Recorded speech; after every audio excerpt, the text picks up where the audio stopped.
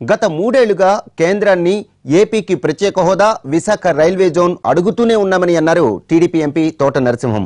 ప్రజల మనోభావాలను అర్థం చేసుకుని ఇప్పటికైనా స్పెషల్ స్టేటస్ ఇవ్వాలన్నారు ఆయన. కేంద్ర ప్రభుత్వం కూడా మేము సిద్ధంగా ఉందని చెప్తున్నారు, కానీ అది కుంటి సాగుగా ఉంది, ఒక నాటకంగా కనిపిస్తూ ఉంది. కేంద్ర ప్రభుత్వం నిన్న అనంత్ కుమార్ గారు చెప్పారు, మొన్న రాజ్నాథ్ సింగ్ గారు చెప్పారు, మేము చర్చకి సిద్ధమే అంటున్నారు. సిద్ధమే అంటే మరి అది ఎవరిలో ఉంది లోపం? ప్రభుత్వంలో ఉందా, లేకపోతే స్పీకర్ గారి దగ్గర ఉందా? లోపం ఎక్కడున్నదని వారు ఒకసారి చూసుకోవాలి.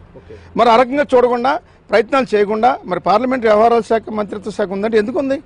పార్లమెంట్ని సజీవుగా నడపడానికి, పార్లమెంట్లో ఏ రకమైనటువంటి ఆందోళన కానీ, ఏ రకమైనటువంటి ఇబ్బంది లేకుండా సభ్యులందరినీ కూడా చూడవలసినటువంటి బాధ్యత మరి పార్లమెంటరీ వ్యవహారాల మంత్రిత్వ శాఖ ఉంది.